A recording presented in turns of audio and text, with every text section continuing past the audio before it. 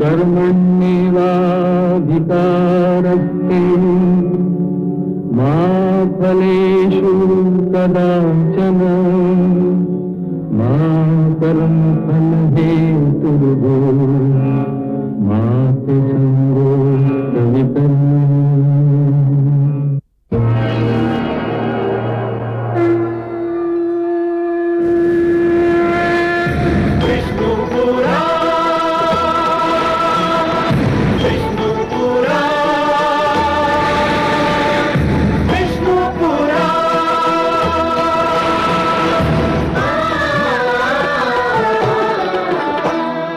जीव ज्ञान ब्रह्म ज्ञान अथ श्री विष्णु पुराण ओम की कथा महान जय श्री विष्णु पुराण विष्णु पुराण विष्णु पुराण विष्णु पुराण प्रगटे कब तीन लोक जन्म मृत्यु हर्ष शोक पृथ्वी जल वायु गगन प्रकृति कब ज्योत अगन इस पुराण में है निहित जप तप और योग ध्यान विष्णु पुराण विष्णु पुराण विष्णु पुराण। मैं मां हूं, धरती मां। जब दानवता सिर उठाती है, मानवता करहा उठती है। दानवता और मानवता का यह संघर्ष बहुत पुराना है। इस संघर्ष का परिणाम सबको मालूम है, लेकिन जब तक ये कथा अपने अंत तक नहीं पहुंचती, मानवता को अपार दुख और पीड़ा से जूझना पड़ता है। जब रावण ने यज्ञ रुकवाने के लिए कर अथवा रक्त जैसी भयानक शर्त रखी, तो मैं कांप उठी। यह तो बर्बरता की हद है, किंतु शायद यही अत्याचार तो एक ऐसी कथा को जन्म देने वाला है जिसे संसार कभी भूल ही नहीं पाएगा, जो मानव इतिहास के एक सुनहरे युग की कथा सिद्ध होगी।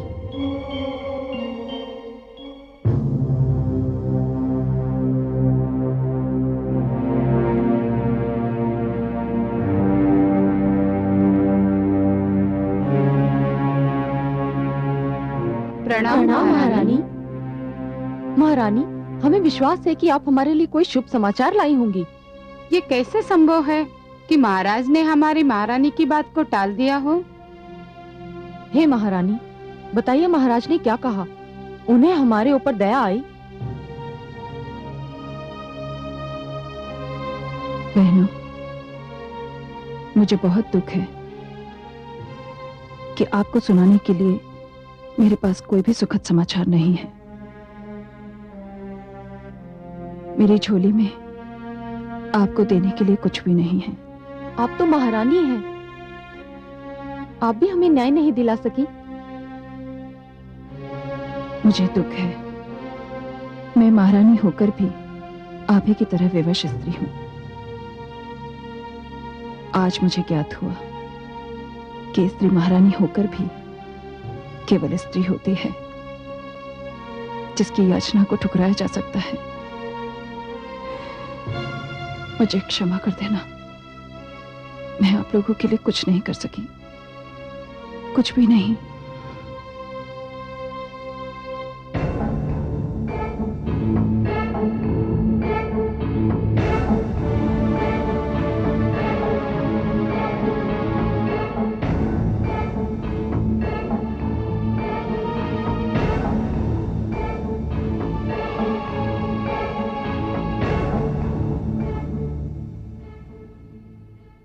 लंकापति की जय हो। ये ऋषिगण हैं। इनका अपराध यह है कि इन्होंने यज्ञ तो किया, किंतु यज्ञ का कर नहीं दिया। कर नहीं दिया? क्यों नहीं दिया? इन दुष्टों का कहना है कि ये ऋषि हैं, आचार्य हैं, विद्वान हैं, धन प्राप्ति का कोई साधन नहीं है इनके पास। क्या ये सत्य है? ये सर्वथा सत्य है लंकेश। हमारे पास स्वर्ण मुद्राएं नहीं हैं। हम कर देने के योग्य नहीं हैं। तो फिर बंद करो ये आडंबर, जिसे तुम यज्ञ कहकर पुकारते हो, बंद करो। परंतु ये तो हमारा धर्म है। मुझे तुम्हारे धर्म से नहीं, अपने कर से रुचि है। यदि तुम कर नहीं दे सकते तो तुम्हें दंड मिलेगा। आप राजा हैं, दंड देने का अधिकार है आपको। अधिक आज्ञा लंकेश।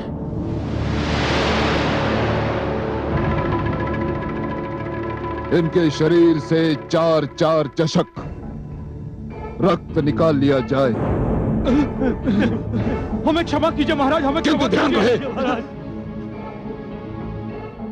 हम इन्हें मृत्यु दंड नहीं दे रहे हैं, इसलिए इनके शरीर से रक्त इस प्रकार निकाला जाए कि ये जीवित भी रहें और जीवन को अभिशाप भी समझें। क्षमा महाराज। ले जाओ इन्हें मेरे सामने से। महाराज क्षमा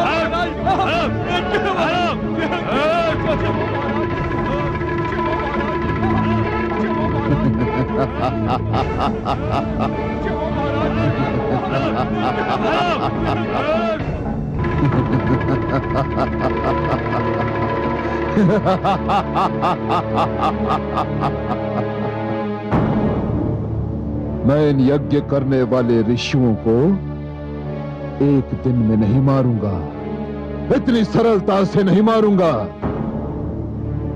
मैं इन्हें इस प्रकार जीवित रहने दूंगा कि इन्हें जीवन से घृणा हो जाए।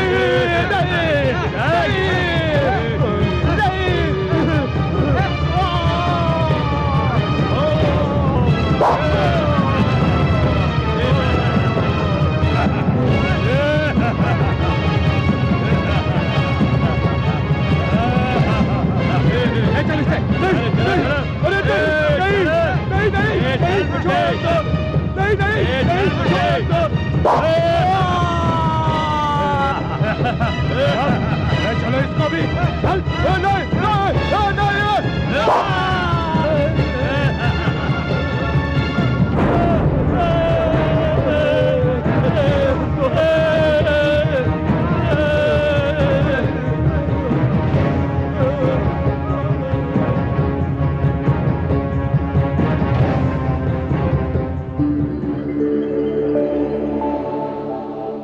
कमल नयन, ये तो घोर अन्याय हो रहा है। ये तो पशुता है, ये निर्ममता असहनीय है। जानता हूं महादेवी, जानता हूं, परंतु आप भी ये जान लीजिए महादेवी कि रावण के पतन की कहानी इसी रक्त से लिखी जाएगी।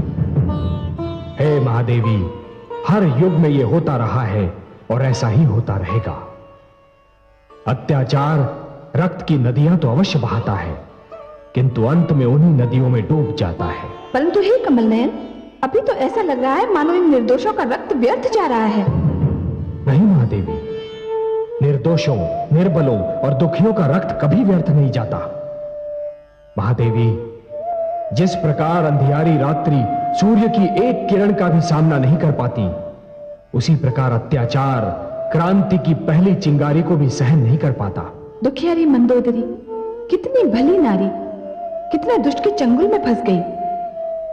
महादेवी, कमल तो सदैव कीट में ही खिलता है ना, और मंदोदरी को इस क्रांति में एक बहुत महत्वपूर्ण भूमिका निभानी है। महादेवी, जिस क्रांति में नारी की भूमिका ना हो, वो क्रांति कभी सफल नहीं हो सकती। फिर वो क्रांति चाहे घर के भीतर हो या घर के बाहर।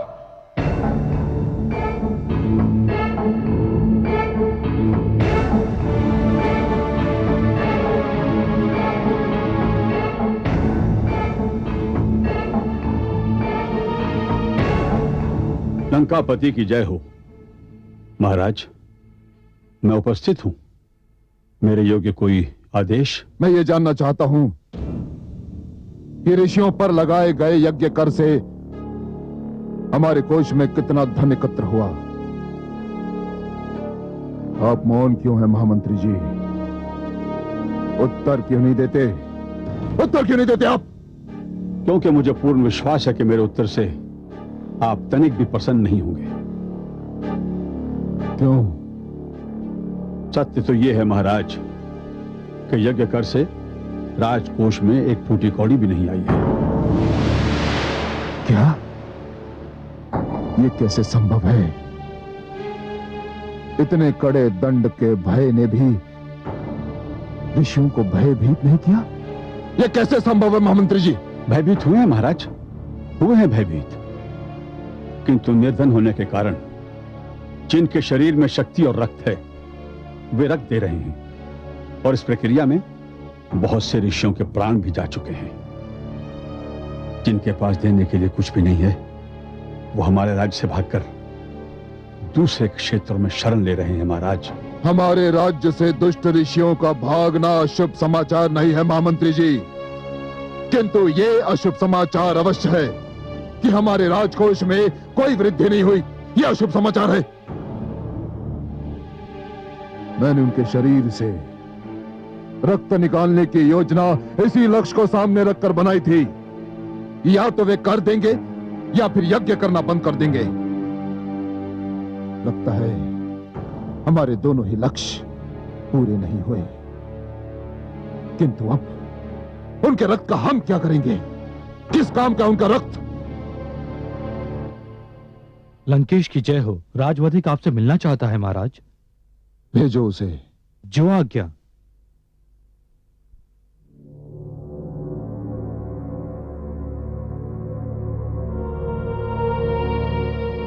महान सम्राट रावण की जय हो।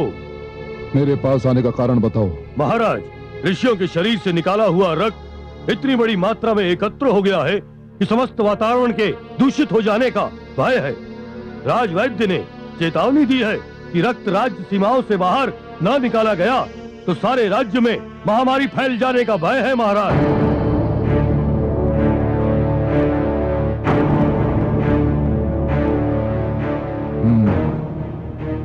महामंत्री जी। जी महाराज। ऋषियों के रक्त को गागरों में भर लिया जाए और सेनापति को आदेश दीजिए कि वो सैनिकों से कहे इस रक्त को हमारी राज्य सीमा के बाहर फेंकाएं।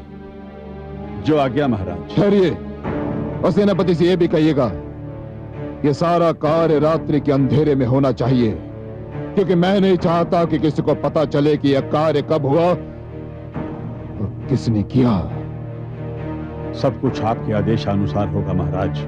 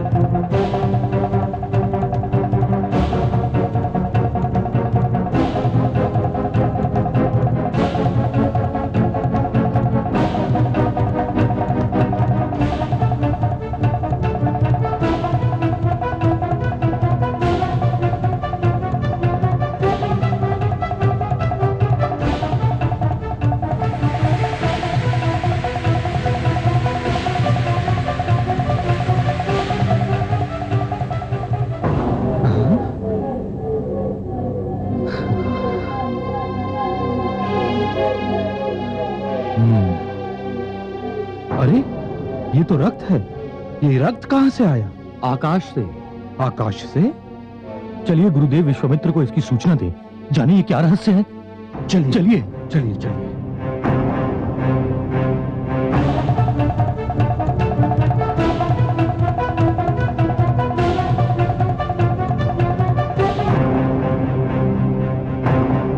गुरुदेव, गुरुदेव, गुरुदेव। क्या हुआ? सब कुशल तो है? गुरुदेव, हम सब तपस्या में लीन थे। हमारे शरीर पर और आसपास की भूमि पर कुछ छींटे गिरे। हमने देखा तो वो रक्त की बूंदें थी गुरुदेव। क्या रक्त की बूंदें? चलिए देखते हैं। आइए गुरुदेव।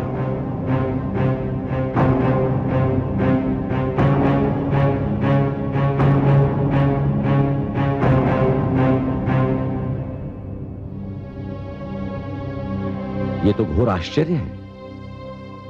यदि आकाश से रक्त बरसेगा तो इस धरती का क्या होगा? अवश्य ही इस धरती पर कोई प्रकोप टूटने वाला है।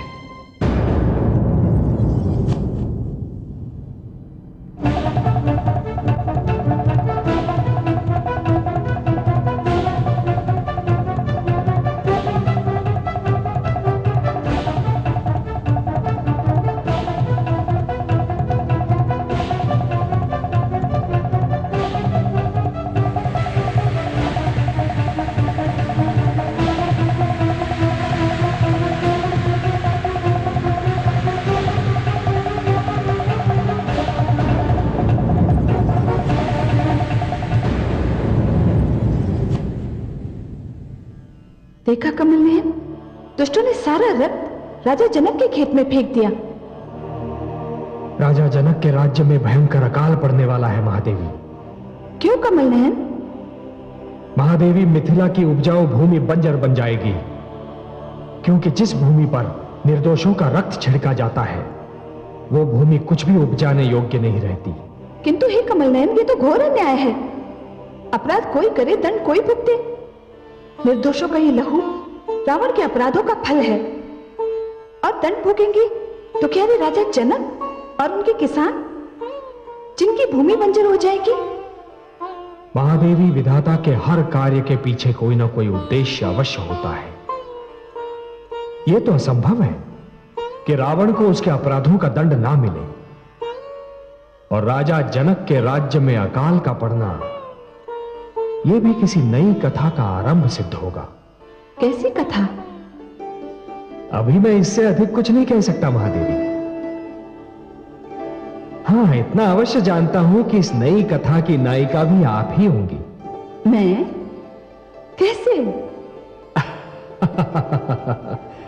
ये न पूछिए महादेवी।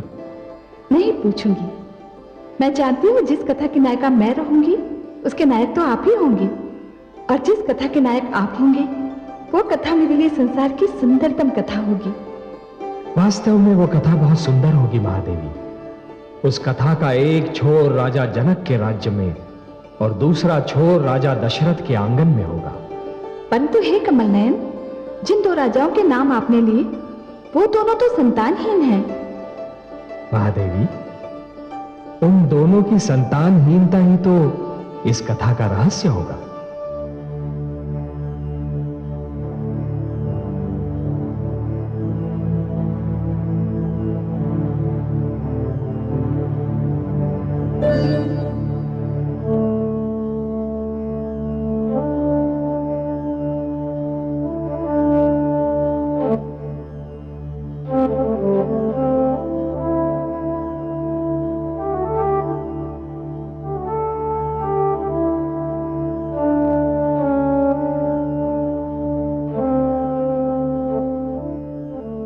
प्रणाम गुरुदेव। यशस्वी भव। कैसे कष्ट किया राजन? हे कुलगुरु, मैं सर्वथा हताश और निराश हो चुका हूं। निराश? किससे? स्वयं से, संसार से और ईश्वर से भी। हे प्रभु, हे प्रभु, ईश्वर से निराश?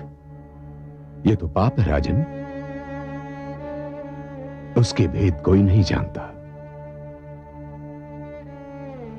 कैसे निराश ना हो गुरुदेव। पहले कौशल्या, फिर सुमित्रा और अब कैकेयी। 3 पत्नियों के होते हुए भी मेरे घर का आंगन सूना पड़ा है। राजन, संतानोत्पत्ति पत्नियों की संख्या पर निर्भर नहीं करती। इसके एक नहीं अनेक कारण होते हैं, और उनमें सबसे बड़ा कारण तो ईश्वर की इच्छा है। तो मैं ईश्वर को कैसे मनाऊं गुरुदेव? क्या प्रार्थना करूं?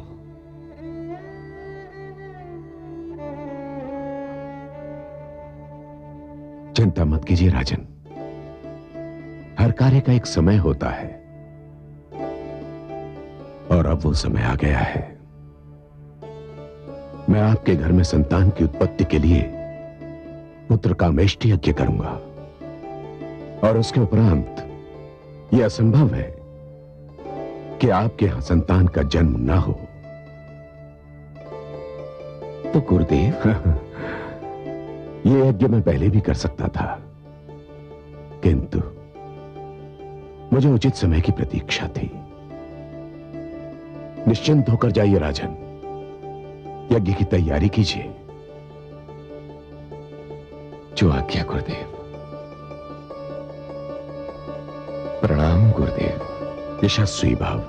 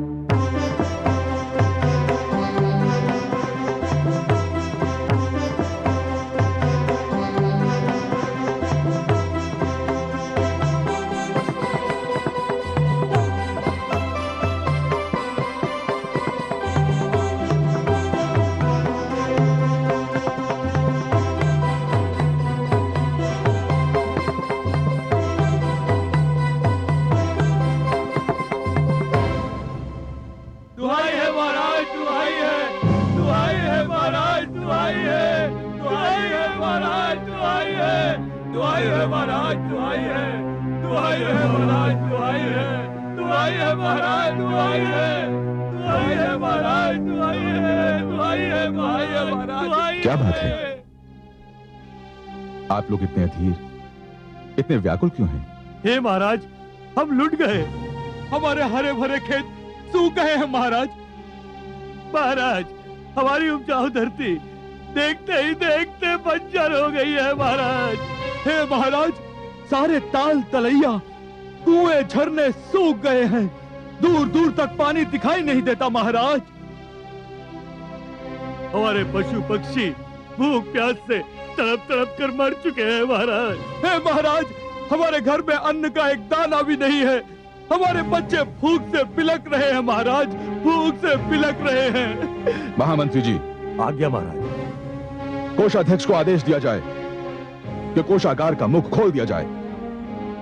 यदि अकाल के कारण हमारे राज्य में मृत्यु की एक भी घटना हुई तो उसके लिए सभी कर्मचारियों को उत्तरदायी माना जाएगा। अकाल से पीड़ित प्रजा को जी खोलकर धन दिया जाए, भले ही इससे हमारा समस्त राजकोष रिक्त ही क्यों ना हो जाए। राजन,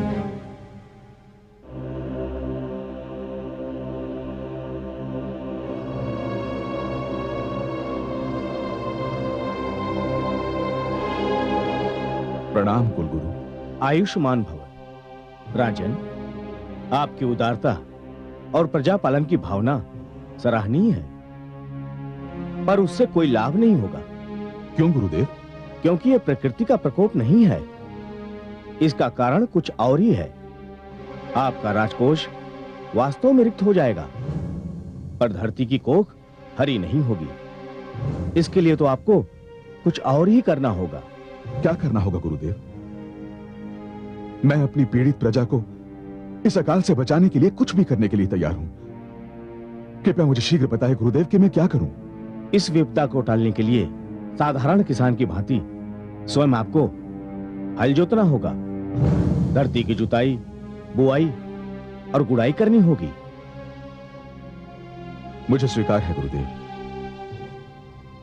मेरी तो प्रजा ही किसान है, और किसानों का राजा होकर भला मुझे स्वयं हल चलाने में क्या आपत्ति हो सकती है? संभव है इस अकाल का यही कारण हो कि मैंने किसानों का राजा होना तो स्वीकार कर लिया, परंतु अपनी प्रजा की भांति उसके साथ कभी हल नहीं चलाया, कभी खेती नहीं की। गुरुदेव, मैं अपनी प्रजा के कल्याण के लिए स्वयं हल चलाऊंगा। प्रजापालक महाराज जनक की जय! प्रजापालक महाराज जनक की जय! प्रजापालक महाराज जनक की जय! हे कमल नयन, मिथिला नरेश जनक ने कितना सुंदर और कितना अनुपम निर्णय लिया है। इस संकट की घड़ी में वो अपनी किसान प्रजा की भांति खेत में हल चलाएंगे। उनका ये निर्णय सुनकर मेरा हृदय प्रसन्नता से झूम उठा है। हे महादेवी, और आपको इतना प्रसन्न देखकर मुझे जो प्रसन्नता हो रही है उसका वर्णन मैं शब्दों में नहीं कर सकता।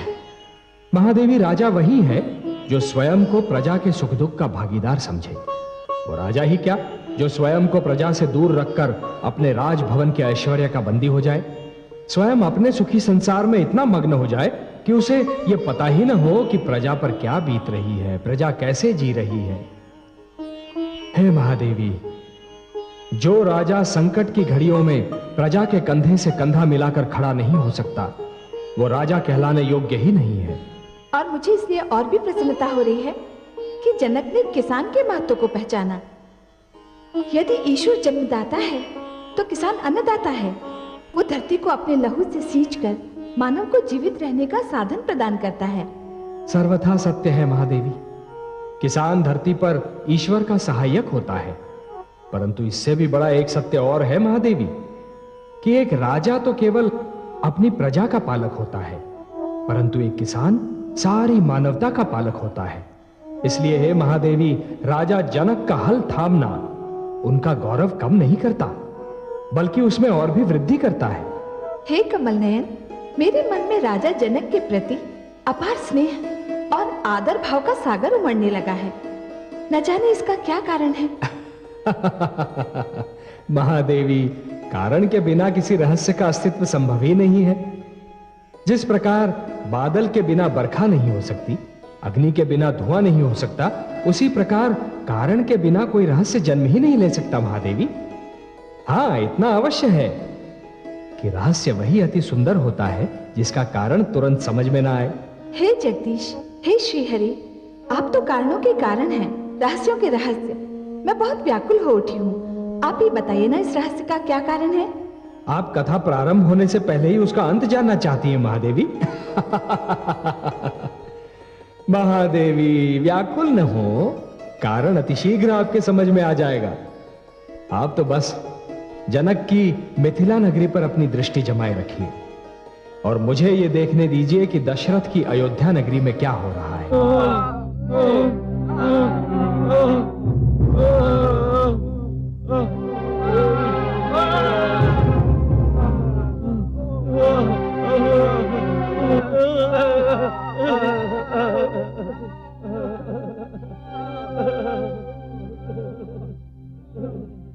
शांत हो जाइए, क्या हुआ?